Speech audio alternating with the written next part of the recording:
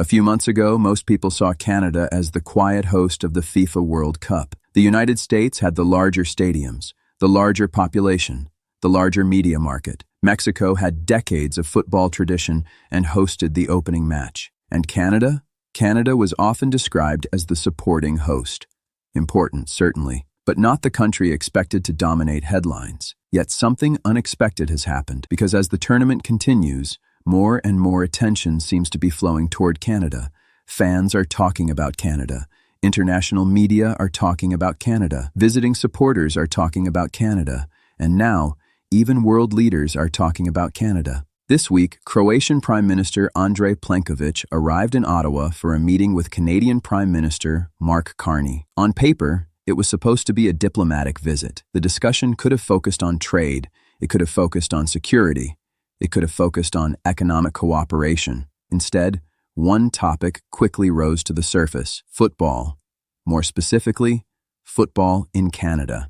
During their public appearance, Plenković congratulated Canada on its World Cup success, praised the country's hosting efforts, and spoke enthusiastically about attending Croatia's World Cup match in Toronto.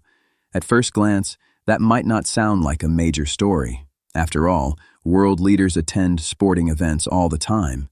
But when you step back and look at the bigger picture, something much more interesting begins to emerge. Because this isn't really a story about Croatia, and it isn't even a story about one football match. It's a story about how Canada may be becoming one of the defining stories of this entire World Cup. And that wasn't supposed to happen. When FIFA awarded the tournament to Canada, the United States, and Mexico, most observers assumed the spotlight would naturally fall on the Americans. The United States would host the largest share of matches.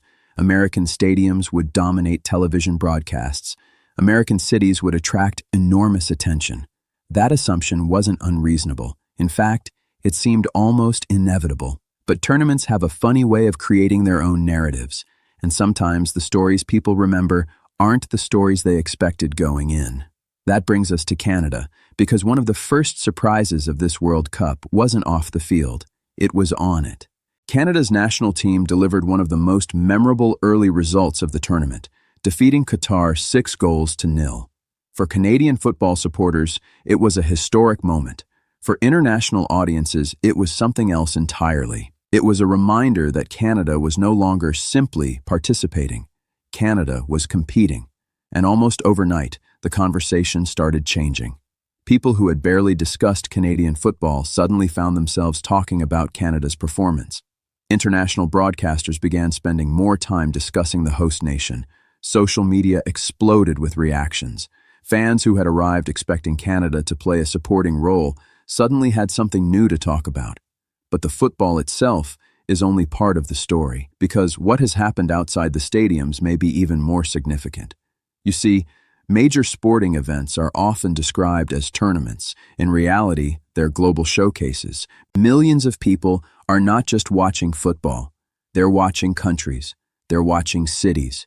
They're watching cultures. They're watching how hosts present themselves to the world. And in that respect, Canada appears to be making a strong impression. Toronto has become one of the busiest and most vibrant cities of the tournament. Streets have been filled with supporters from around the world. Fan zones have attracted enormous crowds. Restaurants, hotels, and local businesses have benefited from the influx of visitors. Everywhere you look, there is evidence that something special is happening. Now here's where the story gets even more interesting, because one of the biggest football stories in Toronto hasn't involved Canada at all. It's involved Croatia. Croatia arrived at this tournament carrying significant expectations. Over the past decade, the Croatian national team has built a reputation as one of the most respected football nations in the world.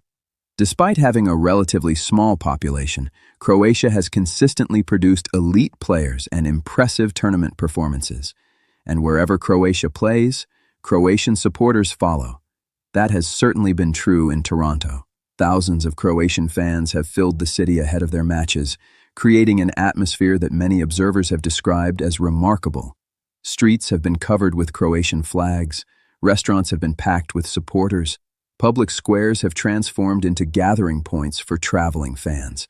For many visitors, Toronto has become far more than a host city. It has become part of the experience. And that's one reason why Prime Minister Plenković comments matter, because world leaders rarely make public comments by accident. Every appearance is carefully planned. Every statement is carefully considered. When a visiting leader publicly praises a country's hosting efforts, that isn't just a casual observation. It's recognition. Recognition that something is working. Recognition that visitors are having positive experiences. Recognition that the host nation is making an impression. And that's where this story becomes much bigger than football. For decades, countries around the world have spent enormous sums trying to improve their international image.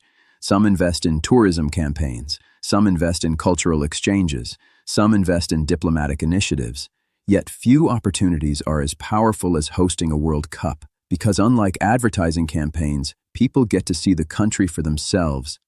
Millions of viewers see the cities. Hundreds of thousands of visitors experience the country firsthand.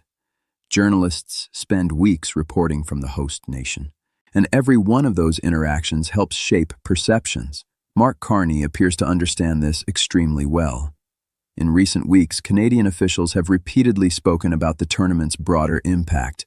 They've talked about tourism, they've talked about investment, they've talked about jobs, they've talked about long-term economic benefits. Those discussions are important, but there is another benefit that may prove even more valuable: visibility. For years, much of the international conversation about Canada has focused on its relationship with the United States. Trade disputes, tariffs, border issues, economic negotiations. Again and again, Canada has often been discussed through the lens of its larger neighbor. This World Cup is creating something different. People aren't talking about Canada because of the United States. They're talking about Canada because of Canada. That's a subtle distinction, but it's an important one. And perhaps that's why this moment feels different. Because for once, Canada isn't simply part of the story. Canada is becoming the story. The fans have noticed, the media have noticed, the players have noticed. And now, judging by recent events in Ottawa, even world leaders are noticing. The tournament still has a long way to go. Many of the biggest matches are still ahead. Many of the biggest moments haven't happened yet. But one thing is already becoming clear. When this World Cup is over, people won't just remember who won. They'll remember where they were. They'll remember the cities they visited. They'll remember the atmosphere they experienced.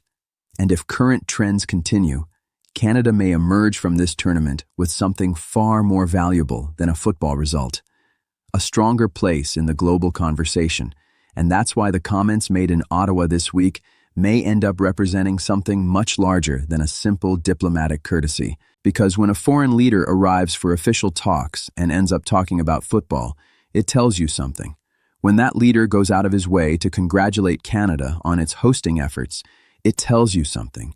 And when international attention continues flowing toward a country that many expected to remain in the background, it tells you something even bigger. Canada may have entered this World Cup as a supporting host, but it is increasingly looking like one of the tournament's main characters.